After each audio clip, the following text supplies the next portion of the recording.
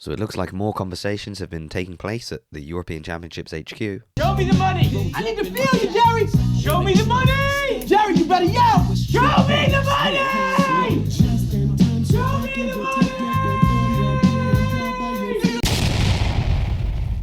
Welcome back to the channel, and once again I'm talking about the European Championships. A new email has been sent out today to both the athletes and the workforce.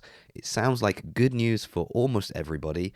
Not so much for me, because as you can hear, I'm really struggling with my voice today, and now I have to record this video. And there's also a part of this email that I can't help but feel is a swipe at me. So stick around for that. Let me know if it's just an overinflated ego or paranoia on my part, or if you maybe see where I'm coming from on this. So what I'd like to do is just jump straight into the email. We'll just go through it paragraph by paragraph. I'll just add a little extra context or some details that maybe are relevant for you to understand the bigger picture with regards to this email.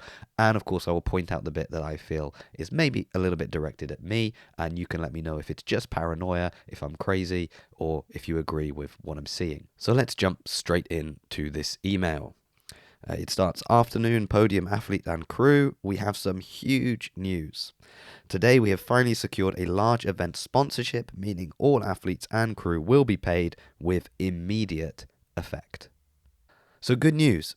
Everyone is going to get paid, and yes, that is good news. Beyond how people may have felt the competition was run or other problems that have cropped up since then when people have talked about the event, by far the biggest issue and the biggest concern that we had was that these athletes, as well as the crew, were going to be left without that money, that there was no way they were going to get it. So the fact that Carl has found a solution, and it sounds like the athletes are getting paid, is definitely good news. Or at least good news in theory. More than one person said to me that until they see that money in the bank, they're going to remain a little bit skeptical.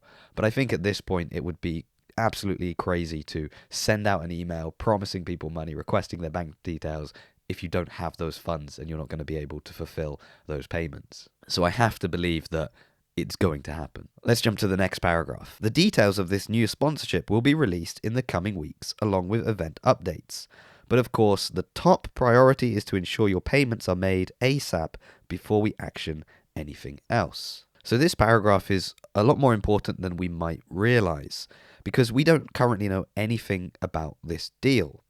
We can reason that no one is sweeping in to spend this money if they don't plan to do something with it next year and have an opportunity to try and gain some sort of return on their investment. And we can assume it needs to be a sponsor that has relatively deep pockets to cover the current debt, to pay off the athletes, and then to still have money to put towards next year's competition. And the name, the European Championships, really lends itself for a big title sponsor to come in and maybe rebrand the whole thing. You could have the Noble European Championships, the Tier European Championships, the McDonald's European Championships. Who knows? But the big question we should be asking is, will this change the structure of the event? Because it's not just money. We heard numerous complaints about the way the competition was run, the result that we see in the amount of debt that it incurred.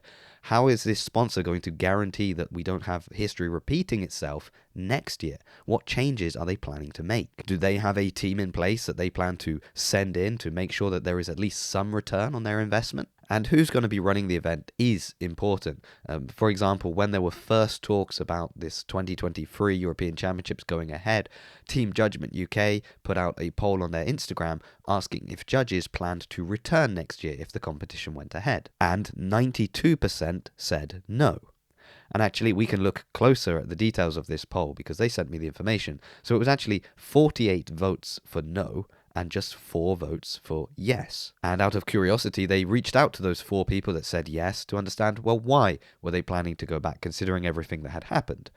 And 2 of the 4 said that they hadn't actually meant to vote, it was an accident. Now, I have actually spoken to a couple of judges since this email has gone out to ask them whether or not they would go back with a new sponsor footing the bill. And the answers I got were sort of leaning towards no, but it depends on changes that would be made to the event, and they would need to see something in advance showing that there was going to be some serious changes happening at the event. And you can imagine a similar thing with the athletes. A few athletes I spoke to said they would not go back as long as Carl was still involved. But that being said, who knows with this sponsor coming in? Is there an amount of money that they can put into this competition that will guarantee everyone's return? Or do they have some super team that they can bring in that is going to make it a smooth running competition? Only time will tell. Now, while I don't know who this sponsor is, I do know that Rich Hornsey was in talks to take over the European Championships. You may have seen an article that was put out by Barbell Spin that was talking about what he had been trying to do behind the scenes to help the athletes get their money. Well, since that article was published, there had still been further developments. In fact, as of last weekend, it really looked like he was going to take over the competition and he was going to find a way to get those athletes their money. So you can imagine that he was just as surprised as everyone else when today he saw that that wasn't going to be the case, that somebody else was coming in to foot the bill. Now we can imagine how hard he's been working behind the scenes, talking to sponsors, setting up meetings. So he's maybe one of the few other people that wasn't super happy to read this email. That being said, of course, he knows a lot of the athletes personally, as well as the judges and other people that volunteer at events. So of course he is happy that those people are getting the money that's owed. But it's the next paragraph that I find really interesting, and where I start to wonder if they are taking a little swipe at me. We would like to take this opportunity to thank everyone once again for your time, patience, probably should be understanding, and support in this situation. Even your acceptance for us to run another event to back pay 2022. Only 4 rejections and 17 supporting. Rest TBC. So this I do find interesting, because you could just thank the athletes for their support, or even the fact that some were willing to support a future event to back pay this year's deficit. But he takes it a step further. We start to throw out some numbers, so we understand that only 4 athletes were opposed to this idea, and actually 17 athletes were in favor. And I admit, this makes me look bad. Carl in his email said athletes were in favour.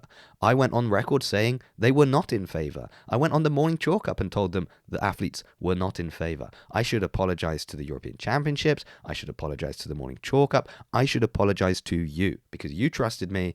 And see, what I said is completely untrue. 17 were in favour compared to just 4 that were not. But 17, that's a pretty big number.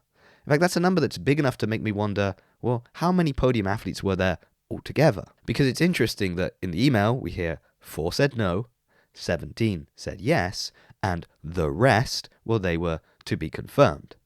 So who's the rest? Well, it just so happens that I have a list of the podium athletes. Now, I have not included the teen or novice divisions because they were not promised prize money, so they've not been a part of this conversation going forward. But even once we remove them, we see that we have 6 individual categories as well as 1 team. So there's 6 podium spots per category, so that's 6 times 6, which gives you 36. Add to that the 12 team athletes and you get 48.